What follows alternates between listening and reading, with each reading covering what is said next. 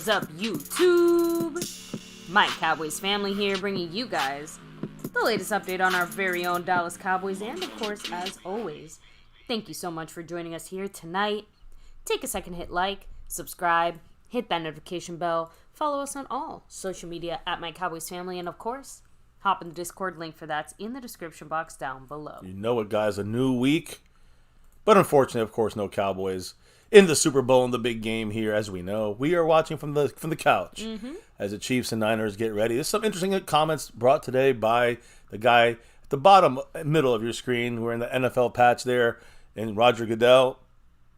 Some scheduling announcements could involve the Cowboys, and of course, the coaching situation in Dallas on the defensive coordinator side of things. So we'll talk about that and more tonight. But first, maybe a brand new week here at MCF.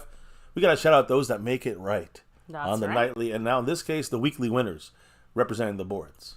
And an extra special winner because he's not just the sponsor of the week, he's also the Cash App King, Stanley Smith. Yes, much love to Stanley, repping both boards. Sponsor, that's a takeover right there. Stanley Smith, sponsor of the week.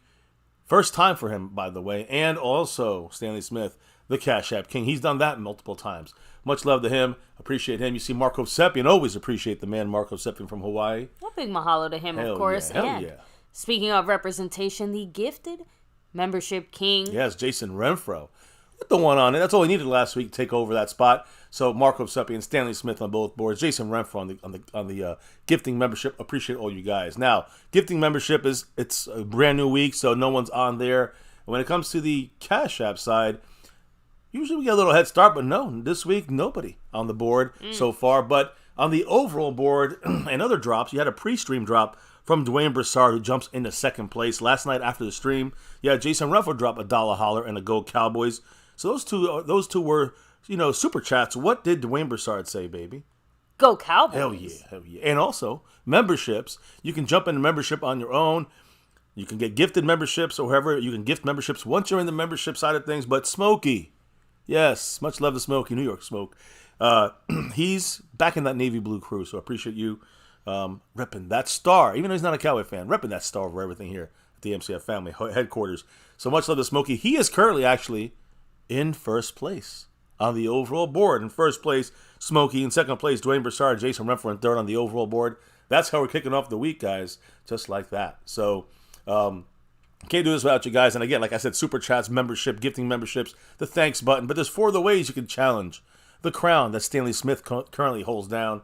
What are the 4 ways in the Cash App? Well, you have, of course, the Cash App money sign My Cowboys Family, the Venmo at My-Cowboys-Family, the PayPal link, and of course, the Streamlabs link as well, which lets your comment show up on screen just like a super chat would. You know how this one goes. So again, thank you all on that side. Everybody in the memberships, Navy, Blue, Silver. But we always shout out the star and over everything levels. So baby, you gotta give the representation, right? Thank you very much, Skeptical Fan, Jason Renfro, Lincoln Kane, Andy Potched, Marissa Sparkle, Dwayne Broussard, and The Lunatic. Oh yeah. And again, I'm just sending this out there. The Lunatic, get back to us. We got some messages we need answered from you, some comments, some thoughts, and some jerseys we need some resolving with. Appreciate you, Mr. The Lunatic, and everybody else in the star and over everything level memberships. Now let's do who's in the house tonight here. Ready to talk a little bit. Today it should have been a Cowboy quickie. We're going to talk some Cowboy football here. It's mainly NFL tonight, though, with a little flavoring of that star. So, baby, who's in the house to discuss? Thank you very much to Fuego bringing the heat. What's up, Rolando Rodriguez, all the way from South Texas. Yeah. Thomas Garrett, the superior Garrett. We have Nate Rosario in the house. First of all, sorry to hear about the epilepsy. That always freaking sucks. I really hope the Niners don't win the Super Bowl. Yeah. And as far as reaction videos, Trust me. our game day live streams are basically reaction videos. Yeah, I mean, we are a reaction channel when it comes to live games. Now, I do want to give a little side note. We usually do the Super Bowl thing here live, but we have some family in town. Kind of going to spend it with them for this Super Bowl. I know we always go live for the Super Bowl, but this time we're going to watch it. We're going to be there. But we got family. We're going to do it with them. And hey, you know what? When it comes to to the after post game, we will be there discussing the Super Bowl finale, the things that happened, and what does this mean for the Cowboys turning the page officially now in 2024. So that's how we're going to handle the Sunday's going game. To their Super Bowl parties, that's great, but go to the MCF Super Bowl after party. Hell yeah. We'll be there. Definitely will be some interesting discussions. I'm sure off this Super Bowl game, no matter what happens, and of course, more importantly, how can we replicate whoever wins this thing and get that Super Bowl number 6? Yep. So let me keep rolling here with the shout-outs, of course. Lost in Translation, what's up? We have Bobby Garrett, hello and hi. Mike Aldana, much love. By the way, hope your birthday yesterday was a good one. And yeah, Dan Quinn's looking very, very good for him, right? Like, I love that for you. Yeah, so, but he's the enemy. He's the enemy. Yeah, so, and as far as, like, again, like, funny reaction videos, not really what we do here on the MCF side of things, although I'm sure something like that might eventually, maybe in, like, a few years, always dropped in with something. Find its way on here. That, Who right? knows, right? Let me see. Dwayne Broussard, the top dog, of course. Yeah. Madman, what's up? Daniel Berry DBZG, Sports, Madman. much love to you. Jason Renfro, Hell yeah. representing. Yeah, Freedom first was first. There There you you go. go, Freedom. You got it. So, Bobby Garrett called himself the ultimate Garrett. So, hey, be careful there. The Giants are going to be calling you, asking you for a coaching job. Oh, so let me see here. So, by the way, Cowboy Nation Danny in the house. That's his full name. He said, he thinks that the Niners are going to beat the Chiefs in a super crazy high-scoring game, 43-40. Damn, that I do not expect. That would be shocking if it was a high-scoring game, in my humble opinion. Yeah, considering both of these teams are defensive powerhouses currently. Especially the Niners, and the Chiefs can put up points, I think but it's very likely solid defense. Neither one of these teams looks at 30 points. You know what I mean? Yeah, so I could see it being a last Super Bowl relatively... was 31-20, I think it was. Yeah, and one of those last scores was a bit of a... It was the capper, last second, yeah, exactly, yeah. So, anyway, just throwing that out there. So, back to you, baby. Oh, well, by the way, I want to shout out somebody right now who's in the lead on the overall board and the Cash App board. He's on it. Fuego. In the house. Ooh, bringing the heat. Bringing a $20 holler. Woo. Kicking off the week in the Cash App side, Can't right? call it a Tony Pollard holler anymore, but thank you so much, Fuego. You know what he said? Appreciate you. What'd he say? Your Cowboys. Woo. Let's Thank go. you, Fuego. I appreciate Yes. you. Much love. And yeah, taking over the board, right? Yeah, the overall board and the Cash App board. It's a new week. Yeah, I was going to say, I'm like, it's a Monday, but I know Hey. you just said it. Did I miss something? Just in case. He's firing off strong. Much love to El Fuego. Yeah, what's up, Pioneer? Much love to you. So, maybe like you said, a bit of a cowboy quickie tonight, but a lot of cowboy adjacent things. definitely some stuff Unfortunately, important. pretty much anything that's happening with Dan Quinn in Washington will directly be cowboy adjacent, not just because of the whole Dan Quinn factor, but that NFC East, man. Yep. Well, we have a lot of time to discuss that as the season goes on, the moves they make, et cetera, et cetera. Yeah, but right now, still, it's even more impactful just because, again, anything coaching related, Yeah, you still got to coach the hire. There's some, and there's going to be some names that are interesting that comes out of this that may be something we can watch for in the future, which I've actually said right here on MCF before anybody else kind of said it. I see a lot of people kind of taking the idea now, running with it. But hey, listen, it is what it is. When you hit on a lot of things right, people take the ideas. What are you going to do? Listen, Pro Football Hall of Fame today, along with the whole NFL and all Cowboy fan base, sending big-time happy birthday wishes to Roger the Dodger, Captain America, Roger Staubach, 82 years old today. Happy birthday greetings to Captain America, U.S. Naval Academy grad, Vietnam vet, Presidential Medal of Freedom recipient, he was Super Bowl 6 MVP, also has 2 Super Bowl wins under his belt, Dallas Cowboy Pro Football Hall of Famer, and a Ring of Honor, and a loving great-grandfather as well. So congrats, happy birthday to the great Roger Staubach, 82 today, 82 years old. Now, I do want to go back in time for a little bit here as well. Another quarterback, Tony Romo. Quick little note, because as we go to the Super Bowl this year, do you know what the Super Bowl situation? I mean, they're in Vegas, the Las Vegas Raiders home, but it's about Las Vegas. 9 years ago, not even a decade, NFL barred Tony Romo from hosting a fantasy sports convention in Las Vegas. Why? Because it would have taken place next to a casino. How times have changed. I mean, technically, if you... I'm just throwing this out there. I think the Chiefs and the Niners both, they're staying, 20-something minutes away from the Vegas Strip.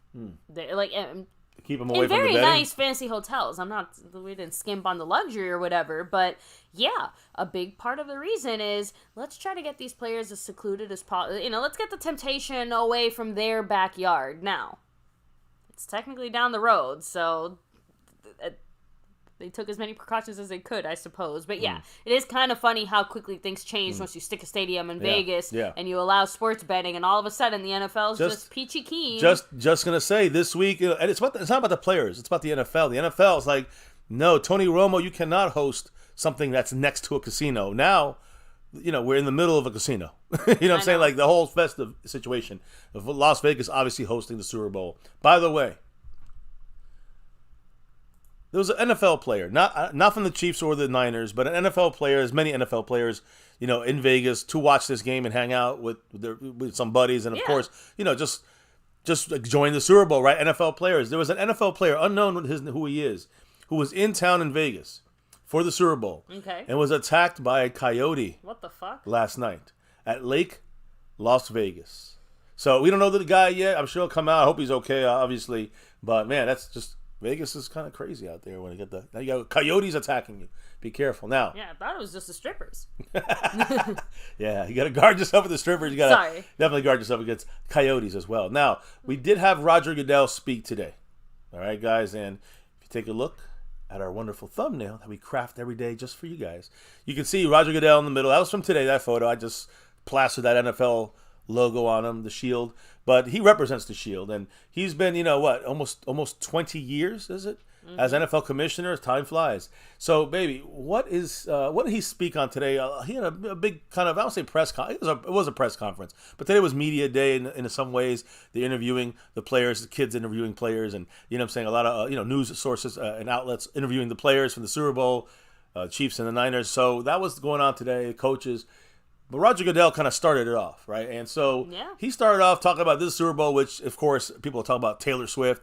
They're saying it's rigged, blah, blah, blah. Baby, what did Goodell say about that and a lot more that's going on this Super Bowl week, the whole week and the weekend? Now, this made me laugh a little bit, though. But he said this as far as Taylor Swift, saying, quote, "She knows great entertaining, and that's why she loves NFL football."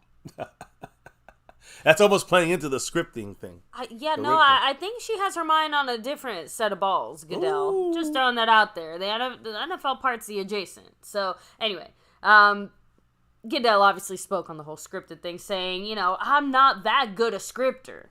When he was asked, hey, is the NFL scripted? He's like, even I can't write this stuff as good as it ends up naturally working out, right? And as far as why the whole coaching situation, especially this year, feels a little more impactful since it's hitting a little closer to home. Why is it taking so long? Why is this process so kind of discombobulated? Goodell said, "I think the delay by 1 week gave teams a chance to really thoroughly search, and it gave people time." He said that this process is here to stay. So remember, guys, all the coaches like Quinn and others, there was, instead of being able to interview in the weekend of your playoff game in the wild card round, it was after the following weekend is when they would allow coaches to, basically after the conference, after the divisional round, coaches can speak to other teams even if they're still in the playoffs. Now that was not the case, you know what I'm saying, last year. Yeah. So that's changed, pushing that deadline back. So I like it, keeps the coaches' heads a little clearer, although Dan Quinn seemed to be thinking elsewhere. In my mind. I mean, let's be real. I think this is probably the happiest compromise you can find between allowing teams to obviously conduct their coaching searches, letting people get their opportunities or whatever, while also, remember, not taking away from the main focus, which should be helping your current organization get to where they need to go if they're still involved in the playoffs, championships, yeah, exactly. Super Bowl, that's the number one concern, so not that's why your I said promotion. It's not a situation where you're going to have a happy winning side to everything. That's why I said I'm actually kind of have to agree with Goodell a little bit here. This is about as good as it's going to get.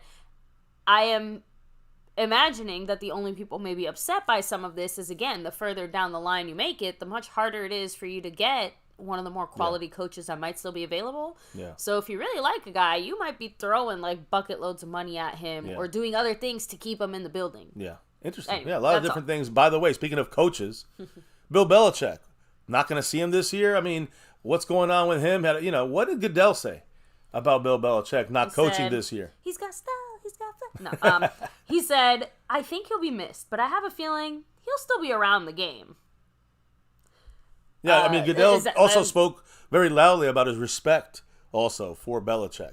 So, he knows Belichick is going to be hanging around somewhere and crafting and plotting his next NFL head coaching job. Honestly, my favorite thing is going to be like, I just need to see Bill Belichick sitting in the bleachers at random games. Like, just like show with the up hoodie to on and NFL, just looking like he's like same outfit, same face, evil Star Wars guy. Like, crack a smile once, drink your cold beer. Anyway, joking around. So as far as, and remember, especially now, we've heard a lot about the freaking stadiums and the grass and all that. Yeah, we know with injuries and all that stuff with turf compared to natural grass. Although, yeah, some of that science does match up. So look, we got to go to MetLife Stadium at least once a year, and we still manage to get out on skates somehow. Yeah, that's turf now. Remember, and you got Washington, Philly. They got grass, real grass. We have turf in our stadium, but Goodell, there's a lot of kind of stuff going on when it comes to this Super Bowl. Natural grass movement recently. But Goodell, what did he say about natural grass? Saying, we think hybrid is really something to explore. That's what they use internationally. We want to try to get the best fields, and that varies market to market and climate to climate. So a hybrid, like some real grass and some turf kind of mixed in there, the way they do the turf now, like they do it in international, soccer fields all around the world. And I'm just saying, like for the Cowboys, they'd have to implement a little change there, right, to go from where we're at now. If it goes that route, but the hybrid look seems to be what Goodell favors the most. If we're gonna go some direction, it's some grass, some natural grass, puff puff pass, some natural grass, and of course, some of the turf materials that they use there for the. So again, it won't be. To me, the climate is probably the bigger challenge here, just because I have to assume that some places are already turf instead of grass. For natural reasons, Yeah, well. Like, I'm just saying, I don't know enough about that type of stuff, so I can't tell you why someone would or wouldn't, outside of, like, maybe money stuff or annoying stuff or whatever. And the only reason it even sticks out in my mind as much as it does is because when we watched the whole, was it Hard Knocks, or what show was it again, The Fall of the Dolphins? All or Nothing? Yeah, Hard Knocks. Hard Knocks, there we go. So when they did that, like, there was, like, a whole little chunk segment there about how much pride they took in their field and their natural grass, and they have like a whole growing stadium, and it's a whole it's a whole involved ass process. They got the natural grass field that they produce the grass off. Yeah, the Dolphins is the only place that like basically exclusively produces their own grasses for their own fields. Like they have their own grass growing situation. Natural grass. So, but listen, I do want to say something about that, and for the Super Bowl specifically, the Niners, they're already bitching. San Francisco 49ers are bitching about the Super Bowl practice fields in Vegas that have been linked to feeling like sponge. Or, not linked, but likened to like a sponge. A lot of people are, like I said, comparing it to the way that it feels to play in MetLife Stadium. Yeah. Niners are getting, like, PTSD flashbacks. Is it spongy in that stadium? Is that the field, too, for MetLife? There. They're saying, again, supposedly, that they're saying that I saw several comments regarding that one. Out there. I'm just saying that, that they specifically linked it to similar to MetLife Stadium. That's why I kept cracking up over that. I'm like, well, of course. As we know, Goodell was asked about, the hybrid thing, about what do you do about the grass on the field? Do you go to natural grass? He wants the hybrid look. He says the field for the Niners right now, the field is softer than the Niners are used to. So it's just whatever the practice fields are like or whatever it's being, the Niners are just not used to it. It was Goodell's response today to that. But he also said this type of field for the practice fields of the game, quote, it was approved unanimously. So basically Goodell is saying, tough titties. Fuck you. Yeah, too bad. You're stuck with it, Niners, bitch somewhere else. Now the last thing that Roger Goodell spoke about today at his, kickoff of the Super Bowl week festivities, Roger Goodell announced the first game of the season, which happens to also be the first game ever played in South America. It's going to be in Sao Paulo, Brazil. Oh. Yeah. That's kind of cool. So that's going to open up the season, guys. It's going to be, and which is the team that they picked? Well, I say they only announced the home team for this. Okay. The home team are the Philadelphia Eagles. Yeah. The Eagles are NFC East hated rival, and again, only real, like right now, let's be honest, They're the only real opponent here that we got to really worry about, at least right as of this moment, for next year in 2024 to fight in the East. All right, so let's be real though. If Philly's the home team, that means that there's at least a decent chance that we could be one of the away teams. Well, the fact if it was a regular season, like any kind of other part of the season game, I would say they ain't gonna be the Cowboys. But guys, the Eagles will be the home team for the 2024 Friday night. First time in history. It'll be a Friday night opening game. Week 1 opening game. First ever NFL game as well in Sao Paulo, Brazil. And that's going to be the opener, 2024. So to me, that is interesting because now you're getting a game that is introducing the sport to a whole new fan base in a different kind of way here in South America. And it's not Mexico. It's not still North America, right? We've already got games there. We got games in Germany and in London and other places. But this is the first time you introduce it to South America in a big stage like this as week 1. And you got the Eagles, which, fuck the Eagles, but they're one of the better teams, as far as last couple of years in the league. And again, the first time that the NFL ever has played an opening week Friday night game in the history of the NFL, 100 plus years. So, who will they pick? And the reason I mention this is let's go through the home games that the Eagles have this year. Of course, the Cowboys, the Giants, the Commanders. I don't see the Commanders or the Giants being a draw for that game, but it could be, I guess. You got the Browns at Philly. It just doesn't seem like that's a pull, but they're an old classic team. You got the Falcons, Atlanta Falcons, the Jacksonville Jaguars. You got the Carolina Panthers. The Green Bay Packers, I guess they got a little bit of something. They beat our ass. And the Pittsburgh Steelers. But to me, that Steelers game, which could work, right?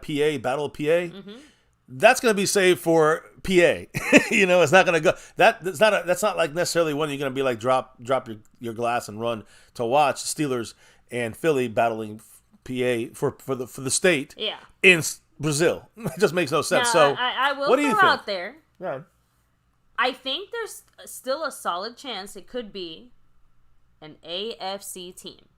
Okay. All things considered. It's like the Browns or the Jaguars or the Steelers. I know it's not as exciting, right? But and let's just use the Jaguars as an example, right? Oh, I think it's kind of fitting for Brazil, South America, Jaguars. I'm just throwing that out there. Like a little, hey, you never know. Little They jungle could play into vibe. that. They could play into that. More than that, though, again, I think that it could be a way of introducing people to like more of the entirety of the NFL, so to speak, right? Yeah. AFC versus NFC, but let's be real. Come on, what's the draw? No matchup here comes even close to what an Eagles-Giants game, or oh my goodness, Eagles-Cowboys game would look like, and it reminds me of the year that we opened the season against Tampa.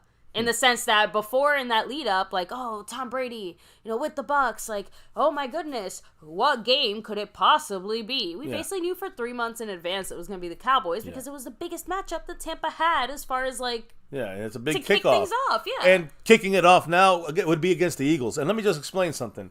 The rivalry of these two teams, that would be definitely brought to Brazil, right? Oh, You would have this again. The thing is, it's not the Dallas home game, so Jerry Jones likes that too. And hey, it would help us. Hey, we don't have to play in Philly.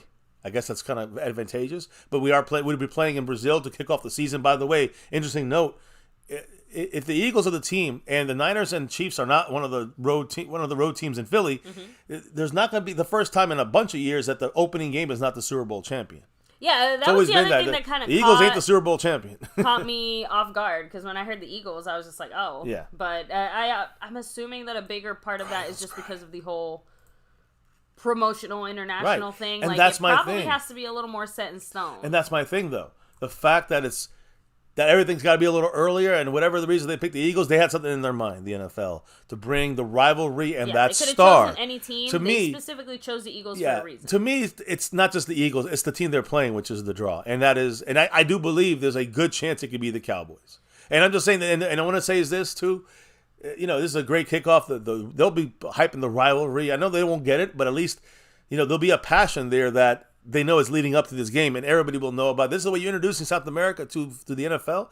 In a live performance there to open up the season, that's extra special. Lights, camera, action. Who comes out? The Eagles are the ones they bring out. We know why, and that's why I'm saying do not be surprised if the Cowboys open the season at Philly in Brazil to kick off the season, and it'll be a one of the biggest highlights for the NFL history. You don't understand. This is a big. When do they open a season on the road? And when do they open a season, the first game in a different country? Has that happened any time? I don't remember that's ever happened. Right? I don't know, but the only and to be fair, the only other team here that I think would make sense from an international standpoint, outside of, like I said, AFC, right? You can go, like you said, the full PA route.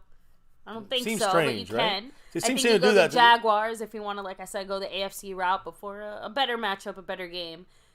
But if you want to go for maybe more international visibility, the New York Giants, again, you slap New York on anything, that's America right there. So that's the only other game and matchup I can think of that could come close to having a similar type of either recognition Let me or say something, though. interest. And I agree, it could be an NFC East team, but here's the thing, though. The talent, the Giants are going to get blown out probably. So you want a good battle. You don't want a boring game to introduce everybody to. So Daniel's also throwing out there, it can't be the Jags, because don't they have London games on their schedule every year now? Well, and I was going to say, actually, it's kind of funny. They could have, we discussed this in the past, they could have literally two international games. Listen, they're going to become the international team. But I would definitely say the Jags should be crossed off this list. I don't think they will do it. But the Eagles, Sao Paulo, Brazil, Corinthians Arena is where it's going to be played. Okay. The Bears are the home team in a London game. Of course, we don't know the opponent yet. The Vikings are another London game, a home team playing in London. The Jacksonville Jaguars, as you guys said there, also playing in London. And the last team here is playing in Munich, Germany. It's the Carolina Panthers. They have a home game. And guess what? Just a note here. These hosts of all these 5 international games? Yeah.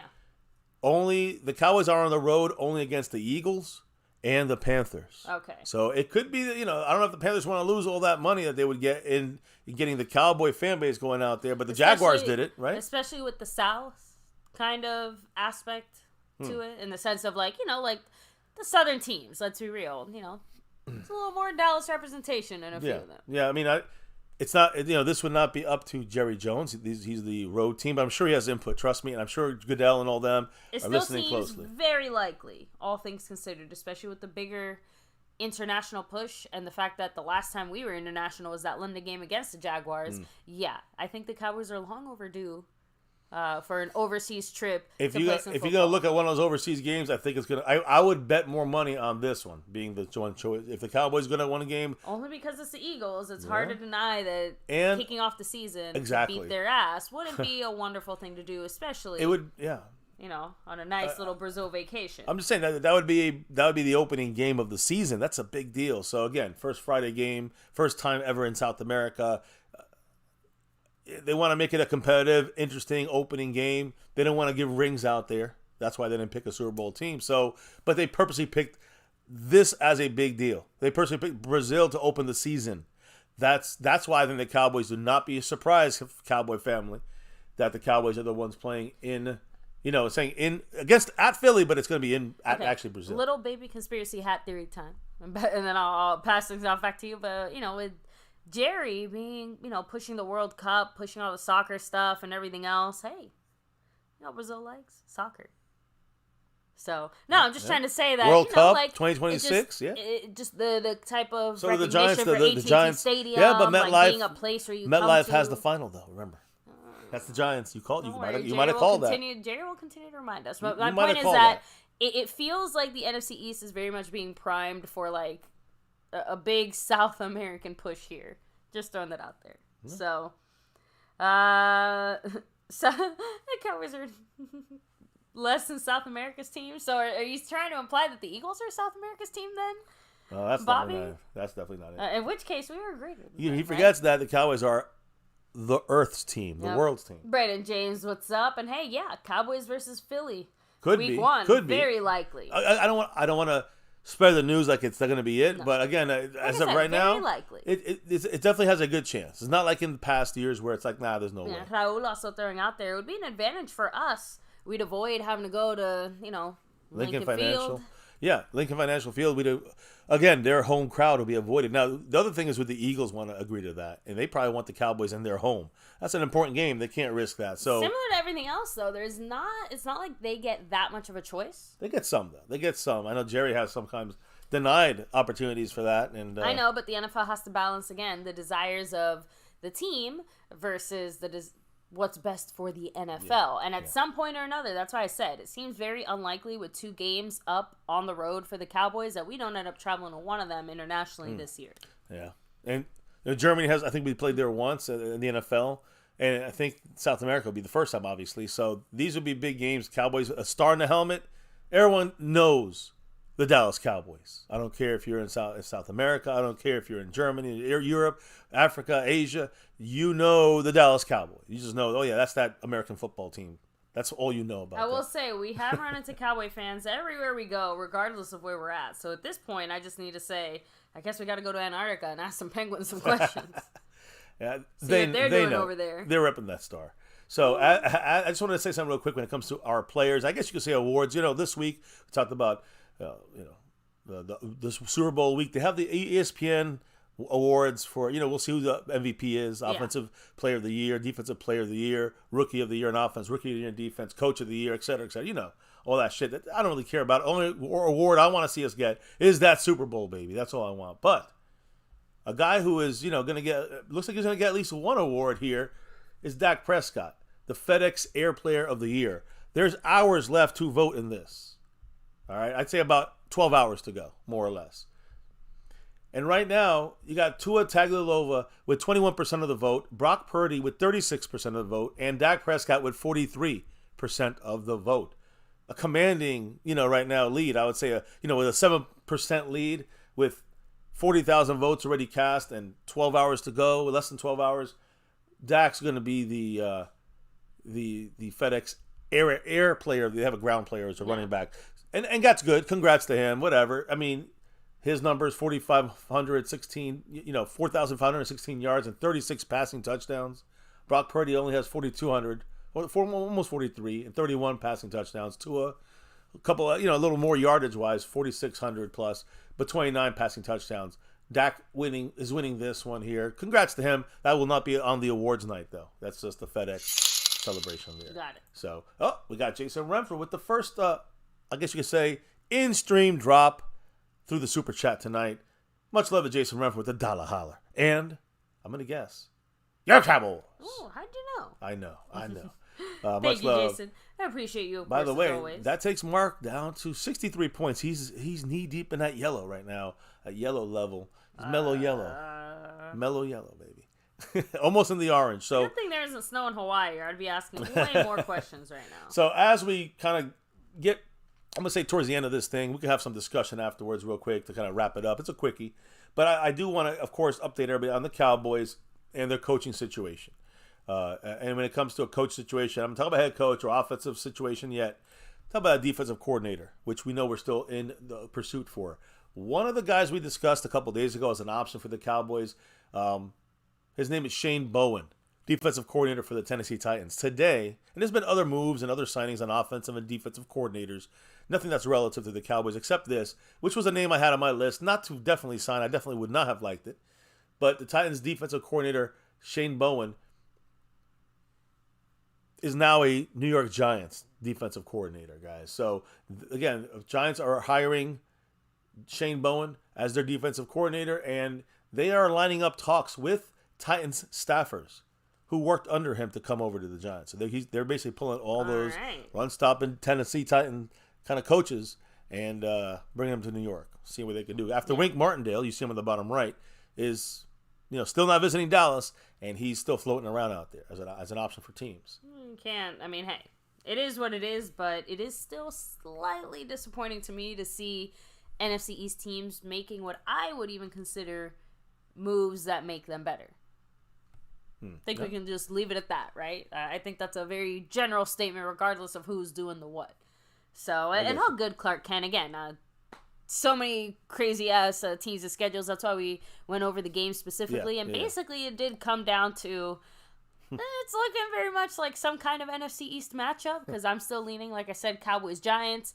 Or if they decide to go more in the AFC direction, something like Jaguars or Pittsburgh. That's my early predictions. All right. We'll see. If Jacksonville already has one on the road, they might be tougher to get. Exactly.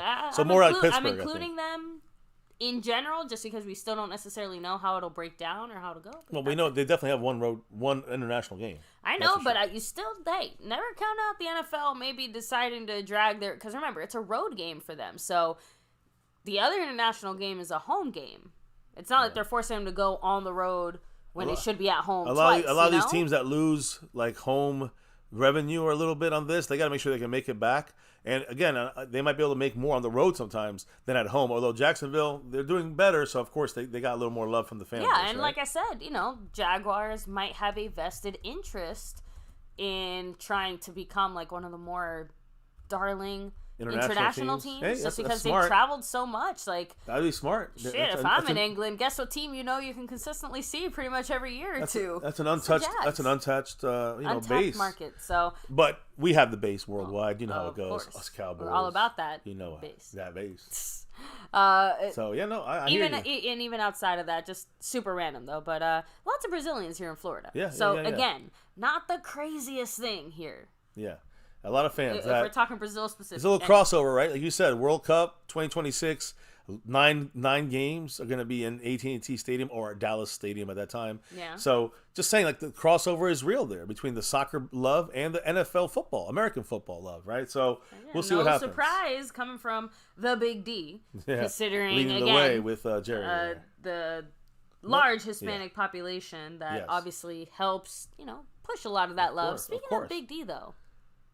What about it? Gotta take a second Big here. D. Shout out Big D, because he's coming through, bringing that heat like Fuego did with the $20 holler. Much love. Big D, when it drops, Marco Sepin's going to go to 43 for Big D. There it is.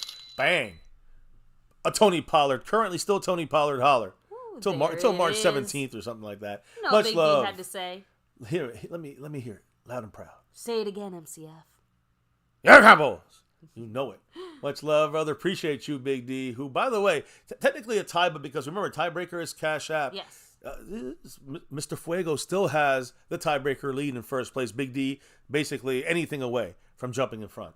And there you go. That's the way we roll. Appreciate you guys rolling with us. And hey, by the way, Mark went from yellow to orange to the red zone now. There you go. So be careful.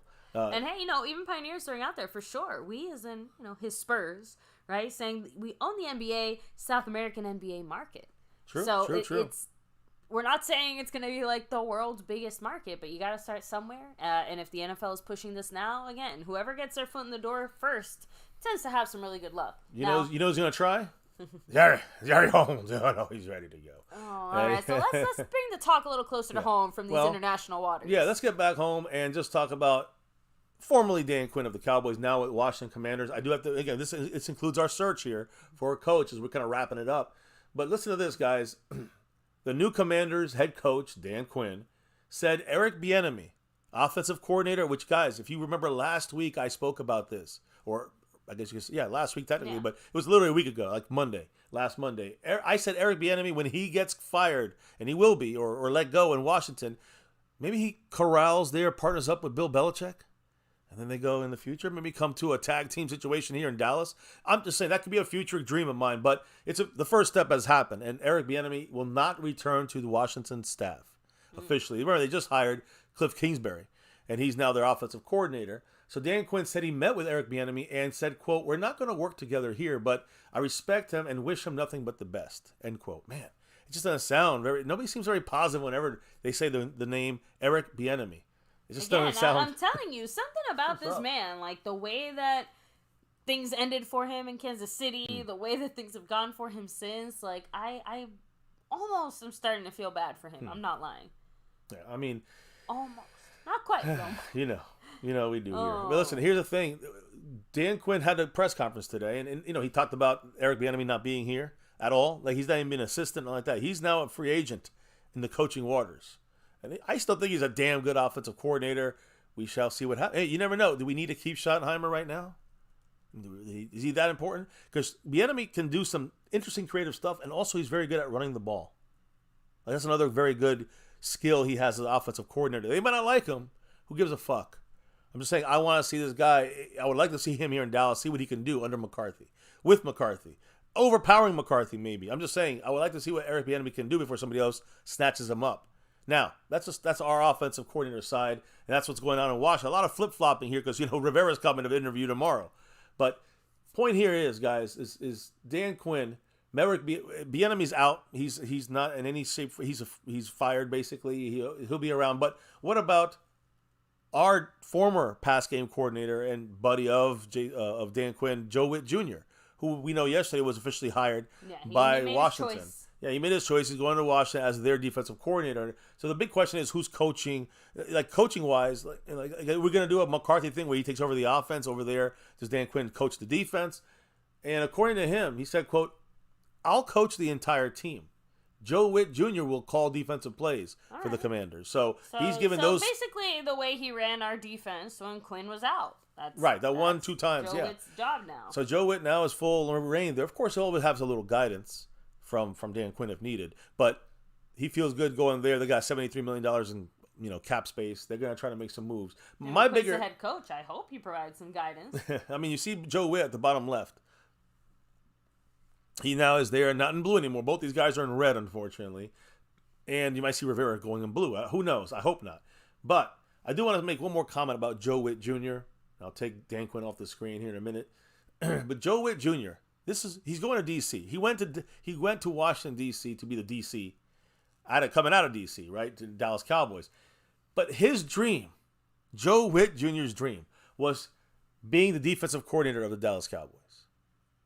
And the other dream was, of course, the head coach of the USF Florida Bulls. Yeah. So my point is that this is basically his dream job, and he hopped on the first train the fuck out of here with Dan Quinn. My point is, overall, my overall point, and it's pretty simple. You know what I'm going to say? 2 words. Clown show. You ever have a dream where once it became true, you're like, oh, wow, this actually kind of sucks now. They don't want to be here. I'm going to assume that a bigger part of it has less to do with, Dallas being your dream job, because let's be real. At the end of the day, as adults, that might be his dream job, but if the better thing for him in a long-term sense isn't to hitch his wagon to a ship that might be hitting an iceberg ahead, at least under Dan Quinn, he has the chance to maybe strike out on his own, kind of do his own thing. The thing about Washington, as much as it sucks, does present interesting opportunities for those who want to maybe make a name for their own selves, right? With the franchise kind of starting over, there's a lot of potential for that, just saying. Yeah, and look, we talk about who's coming in. These guys, who are they going to hire for the defensive coordinator for our team, right? We talked about Washington. I just wanted to throw that in there, that Joe Witt, his dream job, and he still got on out of here with Dan Quinn the first chance he could. I don't think a lot of people want to play under these guys. Coaching-wise, of course, there's also the contract with McCarthy, which I think played into it as well. But it's just that it just seems like, for instance, here's an example. I'm hearing, and I don't know if it's the Cowboys, but some owners that are interviewed or have known Mike Vrabel, they say they feel intimidated when they interviewed him. Intimidated? Yeah. Is he that scary? I'm just saying, this is who knows? That's why it's not part of the news, but I just kind of heard this. There's also no guarantee that Joe Witt was going to get the job with us as well, so that could also be another factor. Sure. If we're interviewing other dudes. Cowboys already planned the other interviews before Joe Witt left. Washington was set 100% on Witt. I will say this, though, baby. I want to say this, and you guys are going to hate me. I keep bringing this up, and this was, again, when we talked about some of the newer coaches, younger coaches, kind of bring on board and roll the dice on them. Why not, right? Yeah, take a chance. Take a chance on Evero from Carolina. He's staying in Carolina, but I had made my pick was really Baby Belichick. Baby B, yes, Baby Belichick. And again, I'll put up Belichick here for the picture, but just so you guys, I'm talking about Bill Belichick's son, who, by the way, is trying to bring back the what's the oh God, the long Bobby Garrett. Washington hired Kellen Moore. Yeah, the Eagles. Oh, sorry, the Eagles. Yeah, the Eagles. Eagles. Wrong NFC East team. Yes. So we got a lot of NFC East cowboy flavor getting flown around. But no, the mullet? The mullet. his son rocks the mullet out there, and he's been rocking it for 12 years in the NFL. So he's not like some young, inexperienced, like not around the. I think he's been around longer than Al Harris has been in the NFL. And as much as obviously his dad overshadows him, you can say that he's proven himself in his own right. Well, let's go over what he's done, because has he? Has he? I mean, the thing is that a lot of people are saying that he's kind of could be the defensive Shanahan, kind of like, lightning in a bottle kind of guy. So Patriots, he's their outside linebacker coach. All right, Steve Belichick has accepted the position to become the University of Washington, NCAA guys, back to college, to be their defensive coordinator. So we'll keep an eye on that. University of Washington defensive coordinator is now Bill Belichick's son, Steve Belichick, which is one of the guys I would like the Cowboys. So I know it was a pipe dream, but he was a guy I said, hey, you know what? Why not give him a chance? Just keep this in mind when it comes to Bill Belichick's son. After 12 years coaching in the NFL with the Patriots, he's now going to the college ranks as a defensive coordinator. That's an upgrade to where he was, moving all around the Patriots defense. But the point is this: he did take over the defense, and Steve Belichick, he called the defensive plays. He was a defensive, play caller for the Patriots for the last 5 seasons. When he took over in 2019, the New England Patriots allowed the fewest points and fewest yards in the NFL that year. So I'm just saying, like, there's still something in there with the Belichick DNA that Steve Belichick has. And that's why I said bring him in 1 year. You never know. But again, he looks like he'd rather just jump into the college ranks and maybe kind of go up the ranks there a little bit and then jump to the NFL defensive coordinator spots. Maybe in a year or two from now. Who knows?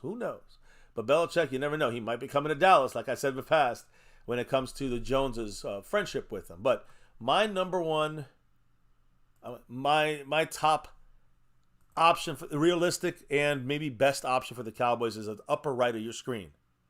As we're kind of wrapping up the coaching stuff here and kind of calling it a night, Mike Zimmer. Mike Zimmer, guys, again, for the Cowboys as a potential defensive coordinator candidate right now, obviously, let's go over it real quick. Today was supposed to be Joe Witt Jr. and Adam Dirty interviewing for the internal jobs. We don't know if Al Harris, upper left of your screen, we're not sure if he was also one of the guys. But we know Adam Dirty, who's not pictured, is definitely our defensive line coach, the British guy there with the accent. He's being interviewed. He was interviewed today. Nobody knows how it went, well, bad. It went. We don't know who else was in. And not surprising that regardless of however it went, that we're not hearing any mumblings about it until tomorrow. Thank goodness. Once all the interviews are done. Well, again, and then all the interviews up to this point. We'll see if the Cowboys have any more. It could be more, but the ones that we know of. Yeah, I should there's 3 of them. But maybe Al Harris is a 4th. Who knows? But they interviewed their candidates today. Now, again, you move over to to today's interview, Tuesday's interviews, which is coming up tomorrow, basically today in some time zones. And if you look at that, guys, Mike Zimmer and Ron Rivera both are interviewing today. That's definitely Mike Zimmer is interviewing today. Rivera could be today or maybe later in the week. I expect to hear about that a little bit more tomorrow. And again, we will try to go live if anything breaks, but we might not be able to make it. Tuesdays are tough days for us.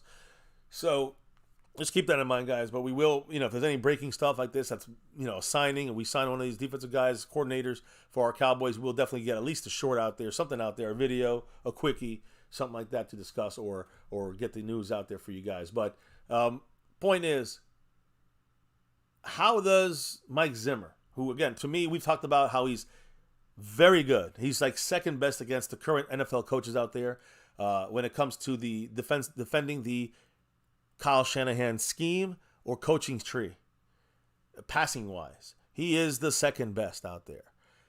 And he's also the third best in defending all other schemes out there. So to me, when it comes to passing game, he will shut it down. He knows how to, bring in some great third down packages, and he knows how to use guys that you need players like Micah Parsons and Donovan Wilson to play with what he does and bringing 8 guys up to that offense, onto the line of scrimmage. So anyways, we talked about that yesterday. The point here is, though, one of those guys that he would use as his safety on the line of scrimmage to help either blitz or help run support was a guy named Harrison Smith. Harrison Smith. He former Viking safety, right? Cowboys are interviewing Zimmer, but one player who knows Zimmer very, very well. Give us a bit of Actually, might still be. I think he's still info. with the. I think he's still with the Vikings. But Harrison Smith, number 22 for them. He is, a hard hitting guy who plays. That he would be basically Donovan Wilson would be playing his position spot there, and I want to know a little bit because I've been hearing, we're missing something here still on the defensive side, even though Quinn brought a lot of good things, and I think that in what was said by Harrison Smith, I think you hear some of the things that maybe we can gain from a Mike Zimmer if he gets hired, whether it's tomorrow or Wednesday. What did Harrison Smith have to say? Zimmer, can be a bit of an acquired taste as a coach. But the safety, but playing for Zimmer, it's a weird... Yeah, it's not really a quote. It's more like... Okay, yeah, no, I see it now. So basically, that he is a bit of an acquired taste as a coach, Zimmer. And we have heard similar reports before, like the way that he coaches is a bit...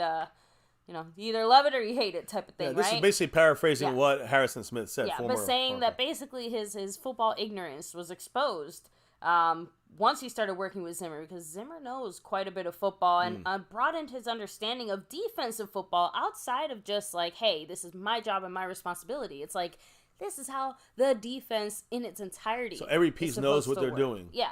It's a lot easier to do your job if you kind of know what the job of the guy next to you and the other guy next to you is, just because, again, it's easier to adjust, adapt, I'm sure all those things. So he has the players really learn to understand the scheme, and then they all play in the same kind of mold. What was the quote, though, he said? So he also said, quote, he's always kind of let me know that Darren Woodson was his guy, his best safety. So I've always kind of been chasing Woody in that way, and continue to do so. So again, you see how Woodson kind of played that safety role. You got Harrison Smith playing that safety role. You're going to have a Donovan Wilson kind of playing that pressure point safety role. I was just about to say, I'm like, who on our team would fill that role? Not in the, they're as talented necessarily as Darren Woodson, but just who's going to be doing that job here in Dallas if Zimmer were to come safety. It'd probably be that role that Harrison Smith did, or of course Darren Woodson would probably be Donovan Wilson. Also remember, at linebacker, and you're trying to get up in that over center guard situation there and kind of stand up kind of pass rusher at linebacker. That's Micah Parsons. That's exactly the guy you want for that kind of, I don't want to say linebacker, but that pressuring, blitzing linebacker in the middle. That's what Harrison. That's what you need, one of those kind of guys there if you're going to go in this scheme. So I think he fits our players very well with the scheme he has. I'm not saying he's the best guy ever. I'm saying out of the guys available, probably the best one left. I will say this. The connective tissue for the 90s Cowboys teams, all right, and Zimmer was part of that in 94, is obviously still being chased. He's trying to bring it back. But again, he's basically willing to teach players about defense so that they can understand how their jobs tie into the other 10 guys on the field. And what I heard, here's the thing. Now, it was really bad with other guys. Like, Marinelli was but you had, like, Mike Nolan. Everyone was confused. There was some confusion out there, it seems like, with Dan Quinn as well.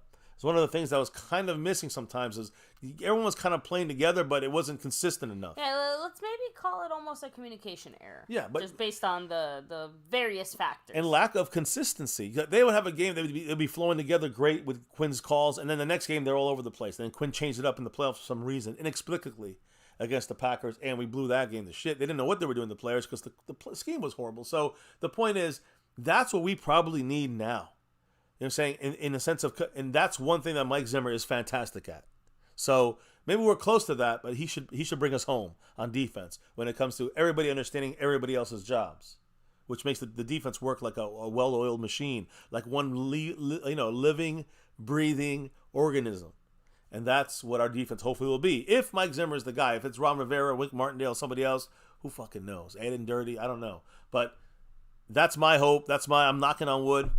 That'll give us the best chance, I think, this season, 1 year, a 1 year deal here for Mike Zimmer to, help this defense pick up a little bit where we left off with Quinn.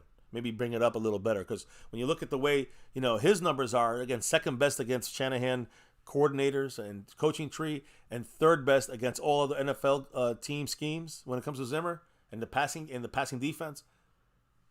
When it comes to Dan Quinn, he was one of the worst in both of those categories. So there you go. There should be an upgrade in some ways if we get the right guys for him. And hopefully things go smoothly. Let's keep it at that. So, any other comments maybe in the chat or thoughts? And you pretty much broke it down.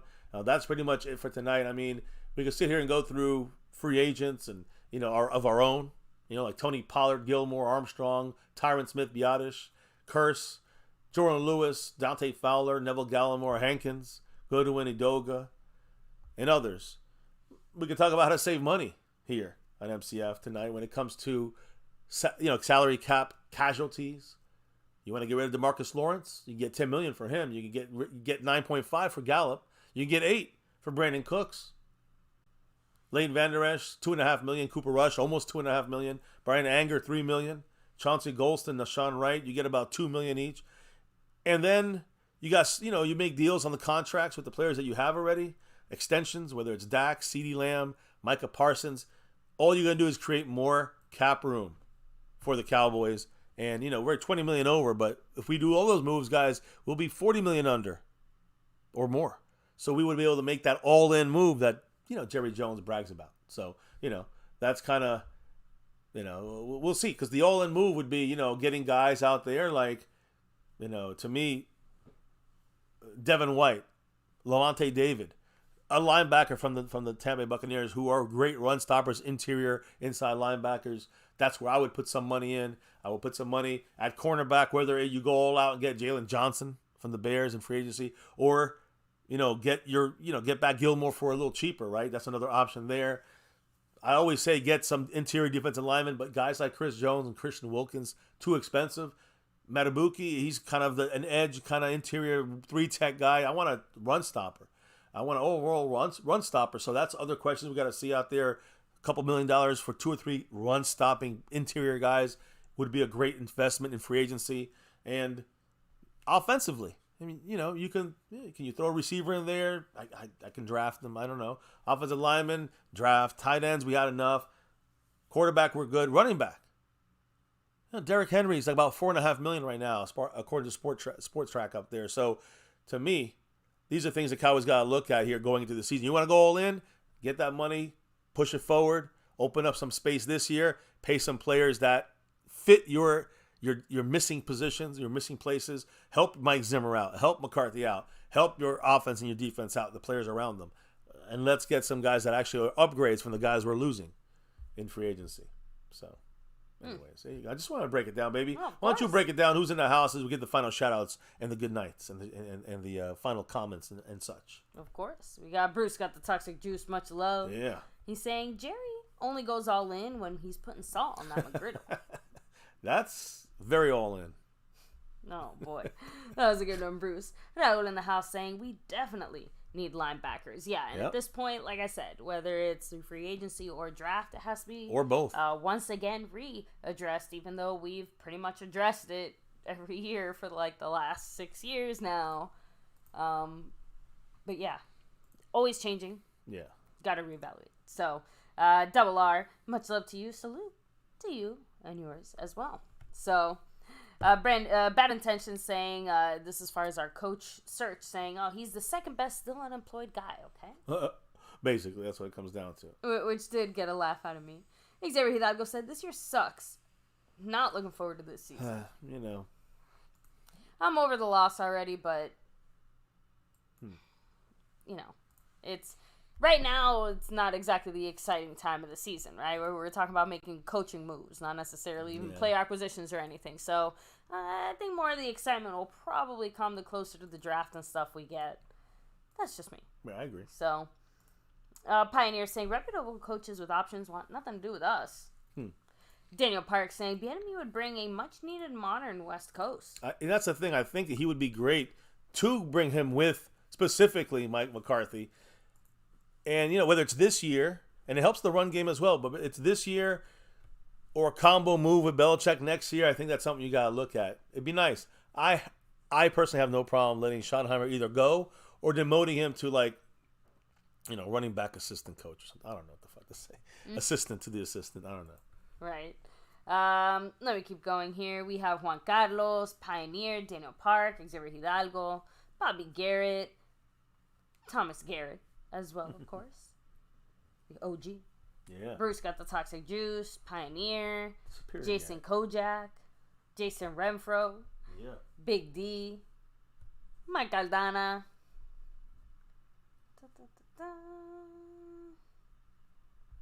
I'm just trying to see how back I can go. Yeah, I can't go any further back there. So, let me see here. Asmodeus in the house, of course, representing.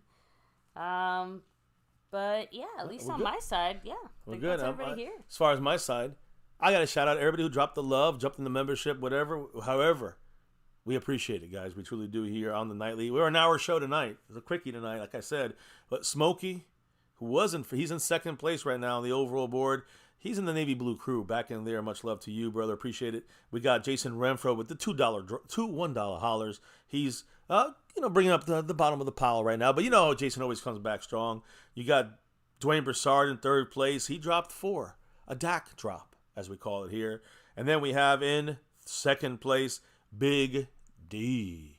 Yeah, basically in a tie with Fuego, with $20 holler right there, and a Cash App side of things taking the overall lead currently and leading in the Cash App. So again, big time shout out to our sponsor of the week.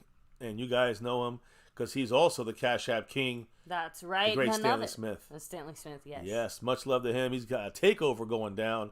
Appreciate you. He's a Florida representative here with that star. So appreciate you. And Mark Hosepian in Hawaii, repping that star out there with 43 points, still hanging on to that stream boss. But he's in code red right now.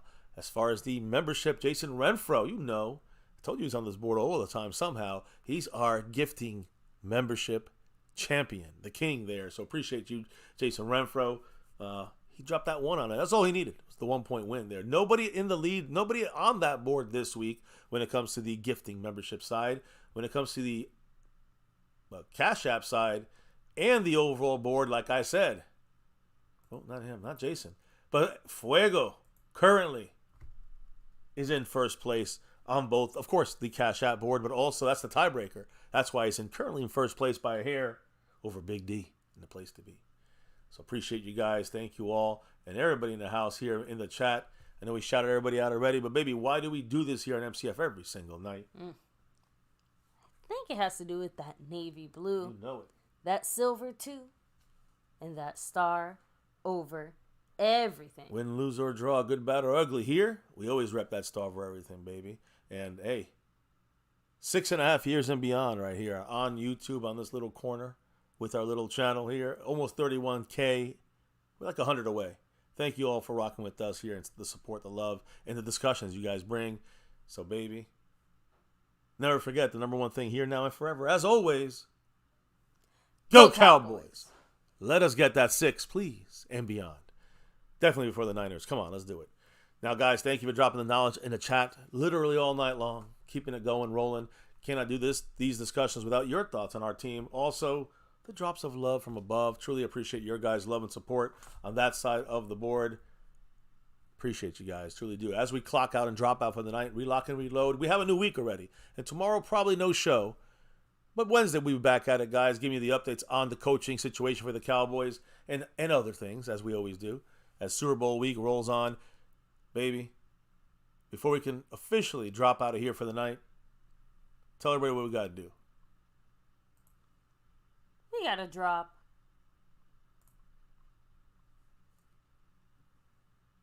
the beat. A little delay style right there. A delay for the family. And I think there's actually, I just saw it on my side. It didn't come through yet, but there's a little drop trickling through. $1 holler from Jason Renfro. Oh, hell yeah. Jason's going to knock Mark to 42 points in the stream, boss. Go Cowboys. Once that goes down, big Go Cowboys. There it is. I knew it was coming. Appreciate you, Jason. I saw a lot of Jason Renfro with that star floating in the chat. Appreciate your guys' love and support, the back and forth discussions and all that good stuff. As you know here, we are wrapping it up. Another MCF Cowboys chat.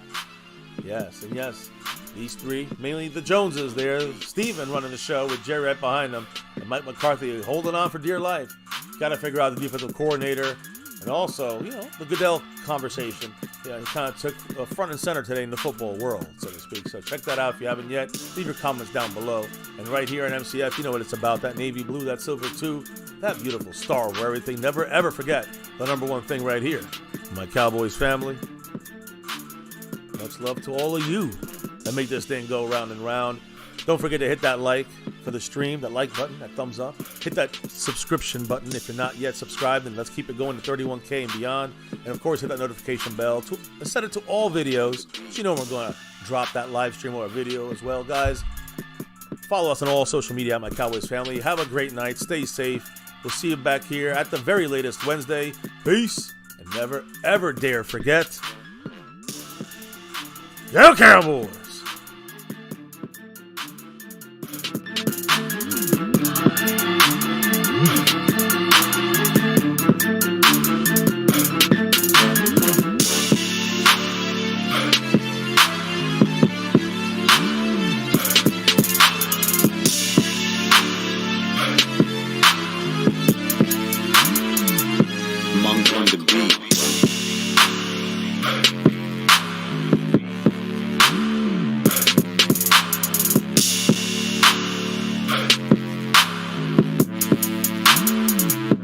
Monk on the beat.